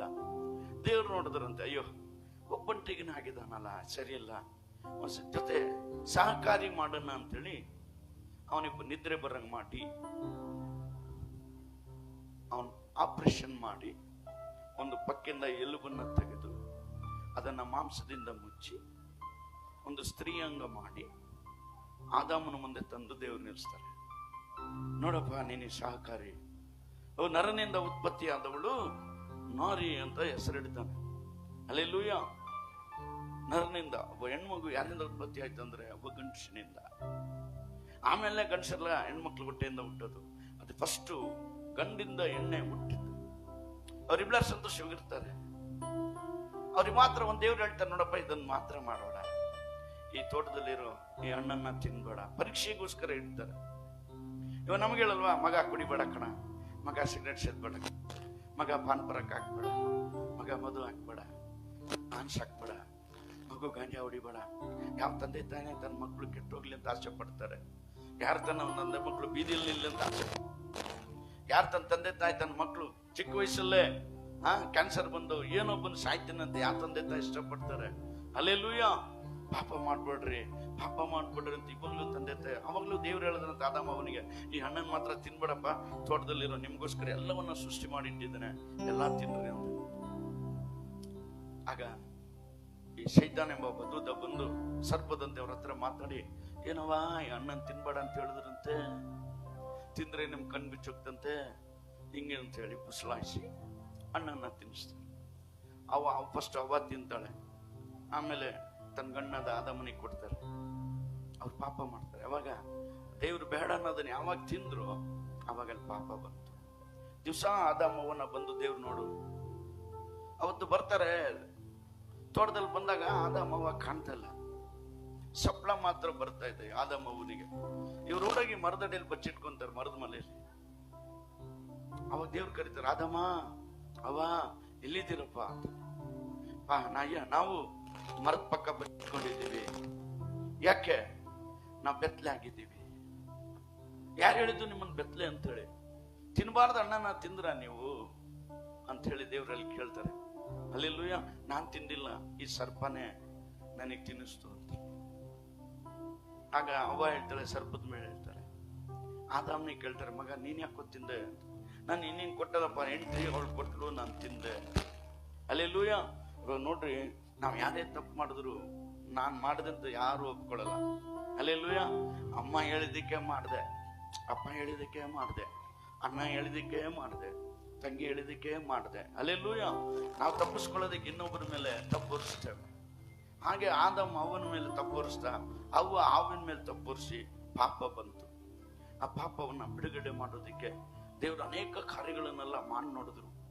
ಕೊನೆಗೆ ಆಗದೆ ಸರಿ. ಹಲೋ ಹಲೋ,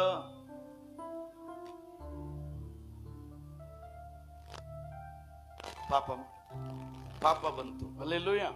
ದೇವರ ಕಣ್ಣಿಗೆ ಪಾಪದ ಮನುಷ್ಯನು ಕಾಣದೆ ಹೋಗ್ಬಿಟ್ಟ. ಎಲ್ಲಿದ್ದೀರಾ ಅಂತ ಕೇಳ್ತಾರೆ. ಅದೇ ರೀತಿ ನಾವು ಕೆಲವು ಸಲ ನಮ್ಮ ಪಾಪನೇ ದೇವರು ನಮ್ಮನ್ನು ನೋಡದಂತೆ ನಮಗೆ ಅಡ್ಡಗೋಡೆಯಾಗಿ ನಿಂತಿದೆ.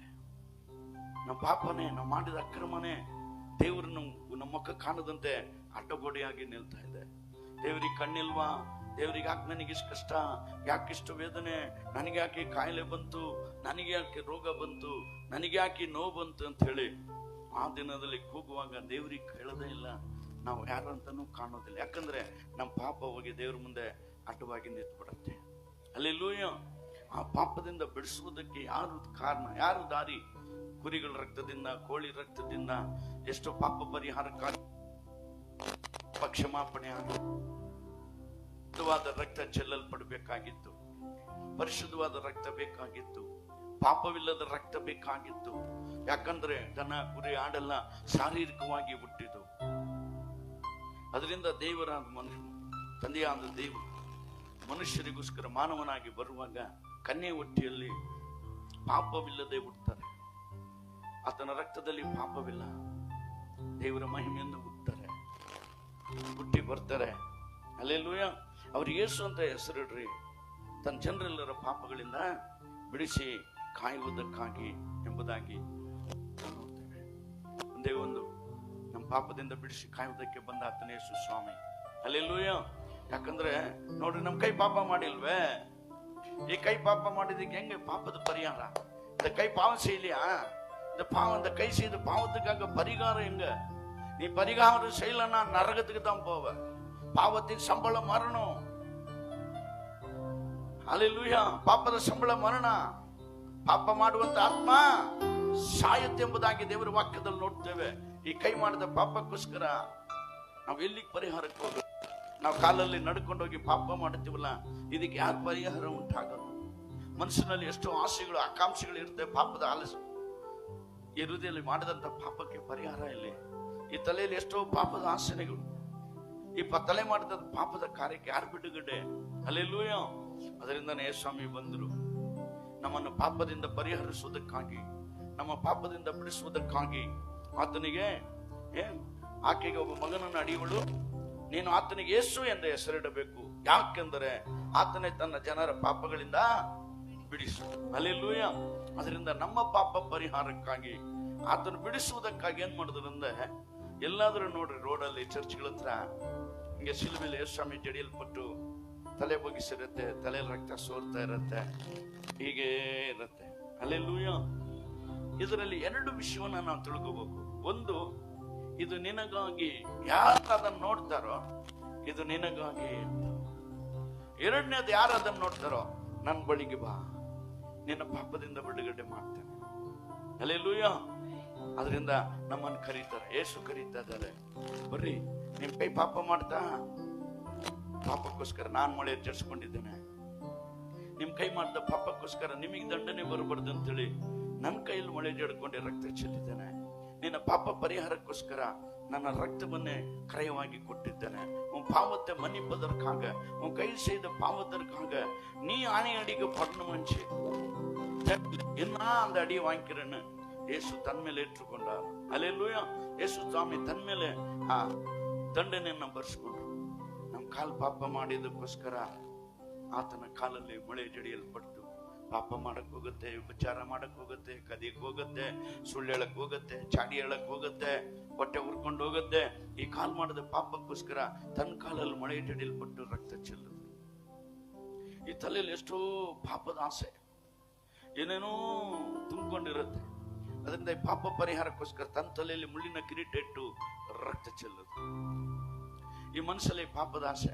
ನಮ್ಮ ಮಾವ ಕಟ್ಕೊಂತಾನೆ, ಮದುವೆ ಮಾಡ್ಕೊಂತಾನೆ, ನಮ್ಮ ಸಹೋದರ ಮಾವ ಮಾಡ್ಕೊಂತಾನೆ, ನಾವು ಅವನ್ ಮದುವೆ ಮಾಡ್ಕೊಂತಾನೆ, ಇವನು ಅವಳಿಗೆ ಮದುವೆ ಮಾಡ್ತೀನಿ, ಇವಳಿಗೆ ಈ ರೀತಿ ನಮ್ಮ ಕಣ್ಣಿಂದ ನೋಡಿ ಹೃದಯದಲ್ಲಿ ಮೋಹಿಸುವಾಗ್ಲೇ ನಾವೆಲ್ಲರೂ ವ್ಯಭಿಚಾರಿಗಳು.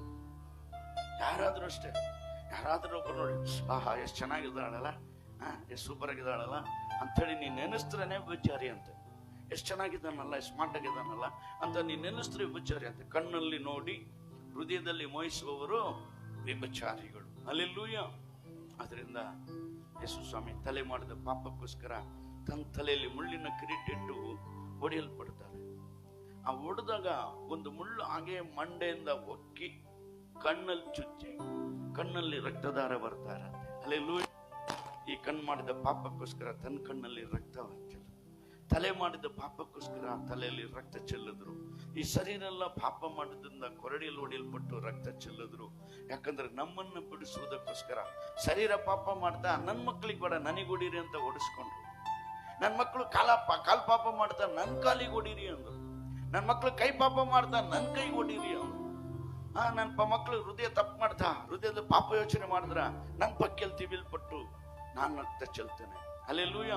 ಆತನಿಗೆ ಯೇಸು ಎಂಬುದಾಗಿ ಹೆಸರಿಡ್ರಿ, ತನ್ನ ಜನರನ್ನು ರಕ್ಷಿಸಿ ಕಾಪಾಡುವನು ಎಂಬುದಾಗಿ. ಹಲ್ಲೆಲೂಯಾ. ಯೇಸು ಕ್ರಿಸ್ತನ ಇಲ್ಲಿ ಬಂದು ದೊಡ್ಡ ಅರಮನೆ ಕಟ್ಟಿ ದೊಡ್ಡ ಜೀವನ ಜೀವಿಸಕ್ಕೆ ಬಂದಿಲ್ಲ. ನಮ್ಮೆಲ್ಲರನ್ನ ಪಾಪದಿಂದ ಬಿಡಿಸಿ ಕಾಯುವುದಕ್ಕೋಸ್ಕರ ತನ್ನ ಶರೀರವನ್ನೇ ತನ್ನ ಪ್ರಾಣವನ್ನೇ ನಮಗಾಗಿ ಅರ್ಪಿಸಿದ್ರು. ಹಲ್ಲೆಲೂಯಾ ಹೇಳ್ರಿ. ಊಟಕ್ಕೂ ಸ್ಥಳ ಇಲ್ಲ, ಮಲಗಕ್ಕೂ ಸ್ಥಳ ಇಲ್ಲ. ಹಲ್ಲೆಲೂಯಾ. ಕೊನೆಗೆ ನೋಡ್ರಿ, ಆ ಸಿಲ್ವೆಯಲ್ಲಿ 3 ಮೊಳೆಗಳಲ್ಲಿ 2 ಕೈಗಳಿಗೆ ಕಾಲೇ ಮೊಳೆಯಲ್ಲಿ ಜಡಿಯಲ್ಪಟ್ಟು, ತಲೆಯಲ್ಲಿ ಮುಳ್ಳಿನ ಕಿರೀಟ ಇಡಲ್ಪಟ್ಟು, ಮಧ್ಯ ಆಕಾಶದಲ್ಲಿ ಜೋತ್ ಬಿದ್ದಿರ್ತಾರೆ. ಭೂಮಿಯಲ್ಲಿಲ್ಲ, ಆಕಾಶದಿಲ್ಲ, ಮಧ್ಯದಲ್ಲಿ ನಮಗೋಸ್ಕರ ಏನು ಇಲ್ಲದವರಾಗಿ ಬರಿದಾಗಿ ತನ್ನನ್ನೇ ಬರಿದು ಮಾಡಿಕೊಂಡು ದೇವಾದಿ ದೇವನು, ರಾಜಾದಿ ರಾಜನು, ಸಮಸ್ತವನ್ನು ಉಂಟು ಮಾಡಿದದ್ದನು, ಸಮಸ್ತಕ್ಕೆ ಅಧಿಪತಿ, ಏನು ಇಲ್ಲದವರಾಗಿ ಬರುಮೈಯಲ್ಲಿ ಒಂದು ಕಚ್ಚೆ ಬಿಟ್ಟು ಬೇರೆಲ್ಲ ಕಿತ್ಕೊಂಡ್ಬಿಡ್ತಾರೆ. ಅದನ್ನು ಬಿಟ್ಟರೆ ತನ್ನ ಮೈಯಲ್ಲಿರೋ ಒಂದೊಂದು ಹನಿ ರಕ್ತ ನಮಗೋಸ್ಕರ ಚೆಲ್ತಾನೆ ಇರ್ತಾರೆ. ನಾವು ಮಾಡಿದ ಒಂದೊಂದು ಪಾಪಕ್ಕೋಸ್ಕರ ಒಂದೊಂದು ದಿನಾನು ರಕ್ತ ಚೆಲ್ತಾ ಇದ್ದಾರೆ. Hallelujah, hallelujah. ಯೇಸು ಯಾಕೆ ಹುಟ್ಟಿದ್ರು ಅಂದ್ರೆ ನಮ್ಮನ್ನ ಪಾಪದಿಂದ ಬಿಡುಗಡೆ ಮಾಡುವುದಕ್ಕಾಗಿ, ಶಾಪದಿಂದ ಬಿಡುಗಡೆ ಮಾಡುವುದಕ್ಕಾಗಿ, ತಲೆಮಾರು ಶಾಪಗಳಿಂದ ಬಿಡುಗಡೆ ಮಾಡುವುದಕ್ಕಾಗಿ. ತಂದೆ ಮಾಡಿದಂತ ಪಾಪ, ಅವ್ರ ತಂದೆ ಮಾಡಿದಂತ, ತಾತ ಮಾಡಿದಂತ ಪಾಪ, ತಾತ ಮಾಡಿದಂತ 4 ತಲೆಮಾರು ಶಾಪಗಳು ನಮ್ಮ ಮೇಲೆ ಬರ್ತಾ ಇದೆ. 4 ತಲೆಮಾರು ಪಾಪಗಳು ನಮ್ಮನ್ನ ಆವರಿಸಿಕೊಳ್ತಾ ಇದೆ. ಇದರಿಂದ ಬಿಡಿಸಿ ಕಾಯುವುದಕ್ಕೋಸ್ಕರ ಯೇಸು ಲೋಕಕ್ಕೆ ಬಂದರು. ಹಲ್ಲೆಲೂಯಾ. ಇವಾಗೆಲ್ಲ ನಾವೇನ್ ತಿಳ್ಕೊಂತೀವಿ, ಮತಾಂತರ ಮಾಡ್ತಾರೆ, ನಮ್ಮನ್ನ ಜಾತಿಗೆ ಸೇರ್ಸ್ಕೊಂಡ್ಬಿಡ್ತಾರೆ, ಜಾತಿಗೆ ಸೇರ್ಸ್ಕೊಂತ ಇಲ್ಲ. ಇಲ್ಲಿ ಜಾತಿಗೂ ಸೇರ್ಸೋದು ಇಲ್ಲ, ಸೇರ್ಜನ ಅಂದ್ರೂ ಸೇರ್ಸೋರು ಯಾರು ಇಲ್ಲ. ಹಲ್ಲೆಲೂಯಾ. ಮಾನಸಾಂತರ ಒಂದದು. ಹೌದು, ನಾನು ತಪ್ಪು ಮಾಡಿದೆ, ನಾನು ಪಾಪಿ, ಯೇಸುವೆ ನಿನ್ನ ರಕ್ತದಿಂದ ನನ್ನ ತೊಳೆದು ಶುದ್ಧಿ ಮಾಡಪ್ಪ. ಹಲ್ಲೆಲೂಯಾ. ಮಾನಸಾಂತರ ಹೊಂದುವುದಕ್ಕಾಗಿ ಬರ್ತಾ ಇದ್ದೇವೆ, ತಪ್ಪುಗಳಿಗಾಗಿ ಕ್ಷಮೆ ಕೇಳುವುದಕ್ಕಾಗಿ ಬರ್ತಾ ಇದ್ದೇವೆ, ಮಾಡಿದಂತ ತಪ್ಪನ್ನ ತಿದ್ದುಕೊಳ್ಳುವುದಕ್ಕಾಗಿ ಬರ್ತಾ ಇದ್ದೇವೆ. ಇನ್ಮೇಲೆ ಇಂಥ ಪಾಪ ಶಾಪಕ ಕಾರ್ಯಗಳನ್ನ ನಾವು ಮಾಡೋದಿಲ್ಲ, ಇನ್ಮೇಲೆ ಕುಡಿಯಲ್ಲ, ಇನ್ಮೇಲೆ ವ್ಯಭಿಚಾರ ಮಾಡಲ್ಲ. ನಮ್ಮ ತಂದೆ ತಾಯಿ ಯಾರು ನೋಡಿ ಮದುವೆ ಮಾಡ್ತಾರೋ ಅವ್ರಿಗೆ ಮದುವೆ ಮಾಡ್ಕೊಂತೀನಿ. ಇವನೇ ನಿನ್ ಗಂಡ, ಅವನೇ ನನ್ ಗಂಡ, ಇವಳು ನೀನ್ ಹೆಂಡತಿ ಅಂತ ಹೇಳೋವರ್ಗು ನೀನ್ ಯಾರ ನೋಡಿದ್ರು ಅಕ್ಕಂಗಿ ತರಾನೇ ನೋಡು. ಹಲ್ಲೆಲೂಯಾ.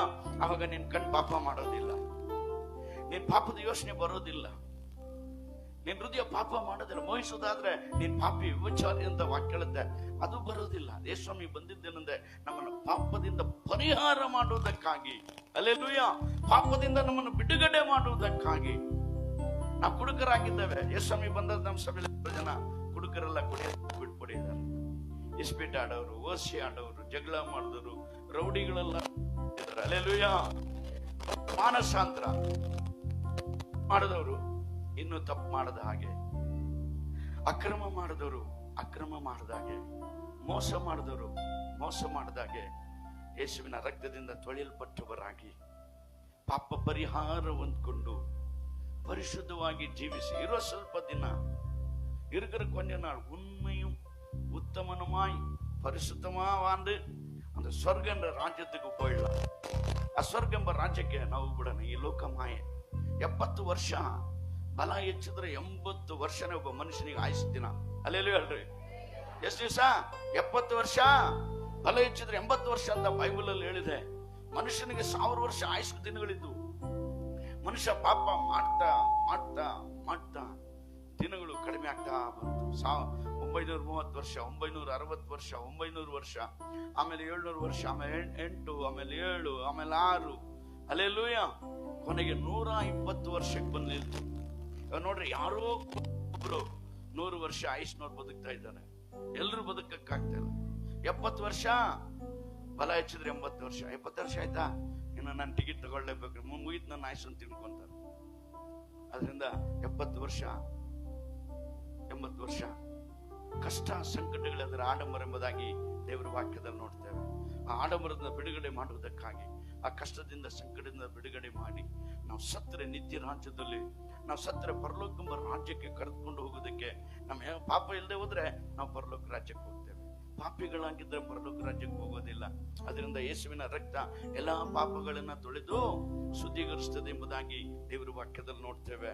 ಅದರಿಂದ ತನ್ನ ಜನರ ಪಾಪಗಳಿಂದ ಬಿಡಿಸಿ ಕಾಯುವುದಕ್ಕೆ 2000 ವರ್ಷಗಳ ಮುಂದೆ ಯೇಸು ಸ್ವಾಮಿ ಲೋಕಕ್ಕೆ ಮನುಷ್ಯನಾಗಿ ಮನುಷ್ಯ ಅವತಾರ ತೆಗೆದುಕೊಂಡು ನಮಗಾಗಿ ಜನನವಾದ್ರು. ಹುಟ್ಟಕ್ಕೂ ಸ್ಥಳ ಇಲ್ಲದೆ ಬೀದಿಯಲ್ಲಿ ಹುಟ್ಟಿದ್ರು, ಛತ್ರದಲ್ಲಿ ಸ್ಥಳ ಇಲ್ಲದೆ ಗೋದಲಿಯಲ್ಲಿ ಮಲಗಿದ್ರು. ಅಲ್ಲೆಲ್ಲೂ ಹೇಳ್ರಿ, ಒಂದೊಂದು ನಿಮಿಷ ನಮಗೋಸ್ಕರ ಯೇಸು ಸ್ವಾಮಿ ಲೋಕಕ್ಕೆ ಬಂದರು. ತನಗೋಸ್ಕರ ಜೀವಿಸ್ದೆ, ಮನುಷ್ಯರಿಗೋಸ್ಕರ ಆಗಿ ಜೀವಿಸಿ ಮನುಷ್ಯರಿಗಾಗಿ ಸತ್ತಂತ ದೇವರು ಯೇಸು ಸ್ವಾಮಿ ಒಬ್ಬರೇ. ಹಲ್ಲೆಲೂಯಾ. ಅವರೊಬ್ಬರೇ. ಅವ್ರು ಸತ್ತು 3 ದಿವಸ ಮೃತ್ಯುಂಜಯನಾಗಿದ್ದು ನಿನ್ನೆ ಇವತ್ತು ನಾಳೆ ಆತನ ಜೀವಿಸುವಾಗಿದ್ದಾನೆ.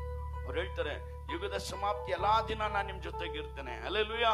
ಎಲ್ಲಾ ದಿನಾನು ನಮ್ಮೊಟ್ಟಿಗಿದ್ದು ನಮ್ಮನ್ನ ಕಾಯ್ತೇನೆ ಅಂತ ವಾಗ್ದಾನ ಮಾಡಿದ್ದಾರೆ.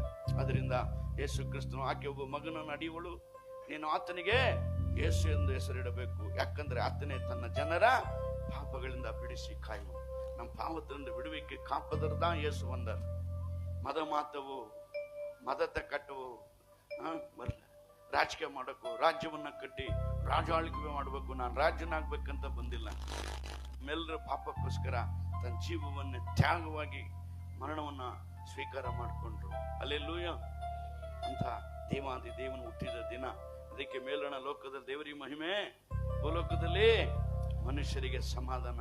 ಯಾರು ಯೇಸುವನ್ನು ಹುಡುಕ್ತಾರೋ ಅವ್ರಿಗೆ ಸಮಾಧಾನ ದೇವ್ರು ಕೊಟ್ಟು ಸಮಾಧಾನವಾಗಿರಂಗ್ ಮಾಡ್ತಾರೆ. ನಾನು ಹೋಗ್ತೇನೆ, ನನ್ನ ಸಮಾಧಾನವನ್ನು ನಿಮಗೆ ಬಿಟ್ಟು ಹೋಗ್ತೇನೆ, ನೀವು ಸಮಾಧಾನವಾಗಿರ್ಬೇಕಂತೇಳಿ ದೇವ್ರು ಇಷ್ಟಪಡ್ತಾರೆ. ಹಲ್ಲೆಲೂಯಾ.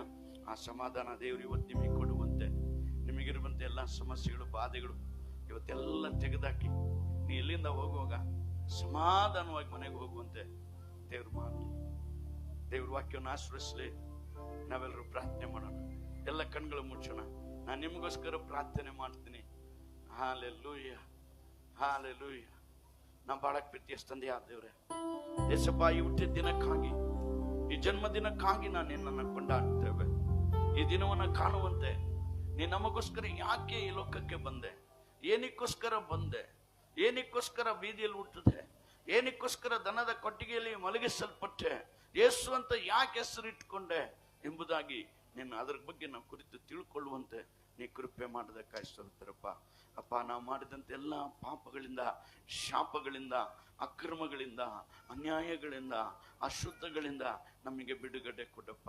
ಎಲ್ಲ பாவத்திலிருந்து, சாபத்திலிருந்து, அக்கிரமத்திலிருந்து, அநியாயத்திலிருந்து, அசுத்தத்திலிருந்து, வேசிதனத்திலிருந்து எங்களுக்கு விடுதலை கொடுங்கப்பா. அந்த தெய்வீக சமாதானம் எங்களுக்கு உண்டாகட்டும். ಆ ದೈವಿಕ ಸಮಾಧಾನ ನಮಗೆ ಬರಲಿಯಪ್ಪ. ಮೇಲಿನ ಲೋಕದಲ್ಲಿ ದೇವರಿಗೆ ಮಹಿಮೆ, ಭೂಲೋಕದಲ್ಲಿ ಮನುಷ್ಯರೊಳಗೆ ಸಮಾಧಾನ. ಅಪ್ಪ, ಸಮಾಧಾನ ಕೊಡಪ್ಪ. ಎಷ್ಟೋ ಜನರು ಸಮಾಧಾನ ಇಲ್ಲದೆ ಆತ್ಮಹತ್ಯೆ ಮಾಡ್ಕೊಳ್ತಾ ಇದ್ದಾರೆ, ರೈಲಿಗೆ ತಲೆ ಕೊಡ್ತಾ ಇದ್ದಾರಪ್ಪ, ನೇಣಾಕೊಂಡು ಸಾಯ್ತಾ ಇದ್ದಾರಪ್ಪ, ವಿಷ ಕುಡಿದು ಸಾಯ್ತಾ ಇದ್ದಾರಪ್ಪ, ದಿನ ದಿನ ಜನ ಸಾಯ್ತಾ ಇದ್ದಾರೆ ಸ್ವಾಮಿ. ಅಪ್ಪ, ಸಮಾಧಾನ ಇಲ್ಲದೆ, ಆ ಸಮಾಧಾನ ಇಲ್ಲದೆ ನಾವು ಪ್ರಾರ್ಥಿಸ್ತಾ ಇದ್ದೇವೆ. ಯೇಸಪ್ಪ, ಸಮಾಧಾನ ಒಬ್ಬೊಬ್ಬರ ಮೇಲೆ ಇಳಿದು ಬರಲಿ, ಮಾನವ ಕುಲದ ಮೇಲೆ ಸಮಾಧಾನ ಇಳಿದು ಬರಲಿ ಅಪ್ಪ. ಇಲ್ಲಿರುವ ನಮ್ಮವ್ರ ಮೇಲಲ್ಲ, ನಮ್ಮ ಭದ್ರಾವತಿ ಪಟ್ಟಣದಲ್ಲೂ, ನಮ್ಮ ಭದ್ರಾವತಿ ತಾಲೂಕಲ್ಲೂ, ನಮ್ಮ ಶಿವಮೊಗ್ಗ ಡಿಸ್ಟಿಕ್ ಅಲ್ಲೂ, ನಮ್ಮ ಕರ್ನಾಟಕ ರಾಜ್ಯದಲ್ಲೂ, ನಮ್ಮ ಭಾರತ ದೇಶದಲ್ಲಿರುವ ಒಬ್ಬೊಬ್ಬರ ಮೇಲೆ ಈ ಸಮಾಧಾನ ಉಂಟಾಗಲಿ ಸ್ವಾಮಿ. ವೈರಾಗ್ಯ, ಜಗಳ, ಮೋಸ, ದಗ ಎಲ್ಲ ಹೋಗ್ಲಿ ಸ್ವಾಮಿ. ಸಹೋದರತ್ವವಾಗಿ ಒಬ್ಬರಿಗೊಬ್ಬರು ಪ್ರೀತಿ ಮಾಡುವರಾಗಿ, ಒಬ್ಬರಿಗೊಬ್ಬರು ಪ್ರೀತಿ ತೋರಿಸುವರಾಗಿ ಅಪ್ಪ ನಾವು ಜೀವಿಸುವಂತೆ ಕೃಪೆ ಮಾಡಪ್ಪ. ಆ ಸಮಾಧಾನ ಕೊಡಪ್ಪ, ಒಬ್ಬೊಬ್ಬರಿಗೆ ಸಮಾಧಾನ ಕೊಡು. ಯಾರೆಲ್ಲ ಈಗ ಮರಣದ ಹಾಸಿಗೆಯಲ್ಲಿದ್ದಾರೋ, ಯಾರೆಲ್ಲ ಮರಣಕ್ಕೋಸ್ಕರ ಬಾಗ್ಲಲ್ಲಿ ಕಾಯ್ತಾ ಇದ್ದಾರೋ, ಇವಾಗ ಸಾಯ್ಲ, ಫ್ಯಾನಲ್ಲಿ ಸಾಯ್ಲ, ವಿಷ ಕುಡ್ ಸಾಯ್ಲ, ಟ್ರೈನಲ್ಲಿ ತಲೆ ಕೊಡ್ಲ, ನೀ ಕೆರೆಯಲ್ಲಿ B soil, ಹೊಳೆಯಲ್ಲಿ B soil, ಡ್ಯಾಮಲ್ಲಿ B soil ಅಂತ ಸಾವನ್ನ ಎದುರು ನೋಡ್ತಿರುವಂತ ಆ ಮಕ್ಕಳನ್ನ ರಕ್ಷಿಸಪ್ಪ. ಒಬ್ಬರಾದ್ರೂ ಸಾಯಬಾರ್ದು ಅಪ್ಪ. ಇನ್ನು ಬದುಕಿ ಬಾಳ್ಬೇಕಾಗಿದೆ, ಬದುಕಿ ಬಾಳ್ಬೇಕಾಗಿದೆ ಅಪ್ಪ. ಸಂತೋಷ ದಿನಗಳು ಕಾಣುವಂತೆ ಮಾಡಪ್ಪ. ಯಾರೆಲ್ಲ ಇವಾಗ ಆ ಪರಿಸ್ಥಿತಿಯಲ್ಲಿದ್ದಾರೆ, ನಜರೇತಿನ ಯೇಸುವಿನ ನಾಮದಲ್ಲಿ ಆ ಆತ್ಮಹತ್ಯೆ ದುರಾತ್ಮನ, ಆತ್ಮಹತ್ಯೆ ದುಷ್ಟಶಕ್ತಿಯ ಬಲಗಳನ್ನ ಮುರಿತೇನೆ, ಲಯ ಮಾಡ್ತೇನೆ. ಒಬ್ಬರಾದ್ರೂ ಸಾಯಬಾರ್ದಪ್ಪ, ಒಬ್ಬರಾದ್ರೂ ಅಕಾಲ ಮರಣವಾಗಿ ಸಾಯಬಾರ್ದು ಸ್ವಾಮಿ. ಒಬ್ಬೊಬ್ಬರು ಆಯುಷ್ ಮುಗಿದಿ ಸಾಯುವಂತೆ ಮಾಡಿ ಅವ್ರ ಜೀವನದಲ್ಲಿ ಸಮಾಧಾನ, ಸಂತೋಷ, ನೆಮ್ಮದಿ, ಆಶೀರ್ವಾದ, ಆಹಾರಕ್ಕೂ, ಅನ್ನಕ್ಕೂ, ಬಟ್ಟೆಗೂ ಕೊರತೆ ಇಲ್ಲದಂತೆ ನೀನು ಆಶೀರ್ವದಿಸಪ್ಪ. ನೀನು ಆಶೀರ್ವದಿಸುವಂತ ದೇವಸ ನಮಗೋಸ್ಕರ ನಿನ್ನದೆಲ್ಲವನ್ನ ತ್ಯಾಗ ಮಾಡಿದೆ. ಐಶ್ವರ್ಯವಂತನಾದ ನೀನು ಅಪ್ಪ ದರಿದ್ರನಾಗಿ ಭೂಮಿಗೆ ಬಂದಿ. ದರಿದ್ರರಾದ ನಮ್ಮನ್ನ ಐಶ್ವರ್ಯವಂತರಾಗಿ ಮಾಡುವುದಕ್ಕಾಗಿ ನಿಮಗೆ ಕೋಟಿ ಸ್ತೋತ್ರ. ಎಲ್ಲ ಬಡತನ ನೀಗಲಿ, ಎಲ್ಲ ದರಿದ್ರಗಳು ನೀಗಲಿ, ಎಲ್ಲ ಸಾಲಗಳು ನೀಗಲಿ, ಎಲ್ಲ ಕಣ್ಣೀರುಗಳು ನೀಗಲಿ, ಎಲ್ಲ ನಿಂದೆಗಳು ನೀಗಲಿ, ಯೇಸುವಿನ ನಾಮದಲ್ಲಿ ಎಲ್ಲ ಅವಮಾನಗಳು ನೀಗಲಿ, ಎಲ್ಲ ಬಡತನ ನೀಗಲಿ. ಅಪ್ಪ, ನಿನ್ನ ಮಕ್ಕಳನ್ನು ಸಮಾಧಾನ ಕೊಟ್ಟು ಒಬ್ಬೊಬ್ಬರು ಐಶ್ವರ್ಯವಂತರಾಗಿ ತಮಗೆ ಅವತ್ತವತ್ತಿಗೆ ಏನೇನ್ ಬೇಕು ಅದೆಲ್ಲ ಒದಗಿಸಿ ಕೊಡಪ್ಪ. ನಮಗೋಸ್ಕರ ನೀನ್ ಪ್ರಾಣನೇ ಕೊಟ್ಬಿಟ್ಟೆ, ನಮಗೋಸ್ಕರ ಬರಿದಾಗಿ ಭೂಮಿಯಲ್ಲಿ ಬಂದೆ ನಮ್ಮನ್ನು ಆಶೀರ್ವದಿಸುವುದಕ್ಕಾಗಿ. ಇಲ್ಲಿ ಬಂದಿರೋ ಒಬ್ಬೊಬ್ಬರನ್ನ ಹೆಸರಾಗಿ ಪ್ರತ್ಯೇಕವಾಗಿ ಕುಟುಂಬವಾಗಿ ಆಶೀರ್ವದಿಸಪ್ಪ, ಆಶೀರ್ವಾದ ಮಾಡು. ಯಾರೆಲ್ಲ ಈ ಲೈವ್ ನೋಡ್ತಾ ಇದಾರೆ ಮನೆಗಳಲ್ಲಿ ಕೂತ್ಕೊಂಡು, ಅವರನ್ನೆಲ್ಲ ಅವ್ರ ಕುಟುಂಬದಲ್ಲಿರುವ ಕಷ್ಟಗಳು, ಅವ್ರ ಕುಟುಂಬದಲ್ಲಿರುವ ಕಣ್ಣೀರುಗಳು, ಬಡತನ, ದರಿದ್ರ, ಸಾಲ, ಮಾಟ, ಮಂತ್ರ ಎಲ್ಲ ಲೈವ್ ಆಗಿ ಹೋಗ್ಲಿ. ಯಾರೆಲ್ಲ ಲೈವ್ ಆಗಿ ನೋಡ್ತಿದ್ದಾರೋ ಅವ್ರ ಕುಟುಂಬದಲ್ಲಿ ಸಮಾಧಾನ ಉಂಟಾಗುವಂತೆ ಮಾಡು, ಅವ್ರ ಕುಟುಂಬದಲ್ಲಿ ಸಂತೋಷ ಉಂಟಾಗುವಂತೆ ಮಾಡು. ಯಾರಾದ್ರೂ ಹಾಸಿಗೆಯಲ್ಲಿ ಮಲ್ಕೊಂಡು ಈ ವಾಕ್ಯವನ್ನ ಕೇಳ್ತಿದ್ರೆ ಯೇಸುವಿನ ನಾಮದಲ್ಲಿ, ಅದು ಪಾರ್ಶ್ವ ರೋಗಿ ಆಗಿರ್ಲಿ, ಕ್ಯಾನ್ಸರ್ ಆಗಿರ್ಲಿ, ಅದು ಅಲ್ಸರ್ ಆಗಿರ್ಲಿ, ಯಾವ ರೋಗದಲ್ಲಿ ಮಲ್ಕೊಂಡು ನೋಡ್ತಾ ಇದ್ದಾರೋ, ಯೇಸಪ್ಪ ನನಗೆ ಬಿಡುಗಡೆ ಕೊಡು ಅಂತೇಳಿ, ಯೇಸಪ್ಪ ಈ ಕಾಯಿಲೆಯಿಂದ ಬಿಡುಗಡೆ ಕೊಡು, ಈ ಹಾಸಿಗೆಯಿಂದ ನಾನು ಎದ್ದೇಳುವಂತೆ ಮಾಡಂತ ಯಾರೆಲ್ಲ ಮನಸಾರೆ ಬೇಡ್ತಾ ಇದ್ದಾರೋ ಅವರಿಗೆಲ್ಲ ಬಿಡುಗಡೆ ಉಂಟಾಗಲಿ ಯೇಸುವಿನ ನಾಮದಲ್ಲಿ, ಯೇಸುವಿನ ನಾಮದಲ್ಲಿ. ಮೇಲಣ ಲೋಕದಲ್ಲಿ ದೇವರಿಗೆ ಮಹಿಮೆ, ಭೂಲೋಕದಲ್ಲಿ ಸಮಾಧಾನ ಕೊಡುವ ದೇವರಪ್ಪ. ಎಲ್ಲ ಕಣ್ಣೀರು ಬಿಡ್ತಿದ್ದಾರೋ ಅವರೆಲ್ಲ ಸಂತೋಷವಾಗಿರುವಂತೆ ಇಲ್ಲಿ ಬಂದಿರೋ ಒಬ್ಬೊಬ್ಬರು ನಮ್ಮ ತಂದೆ ಆವರ್ತಿ ನಿನ್ನ ಕೈಗೆ ಒಪ್ಪಿಸಿಕೊಡು ಅಪ್ಪ. ಹೆಸರಾಗಿ ಪ್ರತ್ಯೇಕವಾಗಿ ಬೇಯರ್ ಬೇರ ಕುಟುಂಬಮ್ಮ ஆசீர்வதிங்கப்பா, ஆசீர்வதிங்கப்பா, ஆசீர்வதிங்கப்பா. வெறுமையா போகவே கூடாது, ಆಶೀರ್ವದಿக்கப்பಟ್ಟವರಾಗಿ ಹೋಗட்டும். ಬರಿದಾಗಿ ಹೋಗ್ಲೇಬಾರ್ದು ಸ್ವಾಮಿ. ಇವತ್ತು ನೀನು ಆಶೀರ್ವಾದ ಮಾಡಪ್ಪ, ನೀನು ಆಶೀರ್ವದಿಸು, ನಿನ್ನ ಮಕ್ಕಳ ಆಶೀರ್ವಾದ ಹೋಗುತ್ತೆ. ಸ್ತುತಿ, ಘನಮಾನ, ಮಹಿಮೆ ಎಲ್ಲ ನಿಮ್ಮೊಬ್ಬರಿಗೆ ಸಲ್ಲಿಸ್ತೇವೆ. ಸತ್ತು ಮೃತ್ಯುಂಜಯನಾಗಿದ್ದ ನಮಗೋಸ್ಕರ ಗೋಧಿಯಲ್ಲಿ ಮಲಿಸಲ್ಪಟ್ಟಂತ ಯೇಸು ಕ್ರಿಸ್ತ ನಾಮದಲ್ಲಿ ಪ್ರಾರ್ಥಿಸ್ತೇವೆ ನಮ್ಮ ತಂದೆ. ಆಮೆನ್.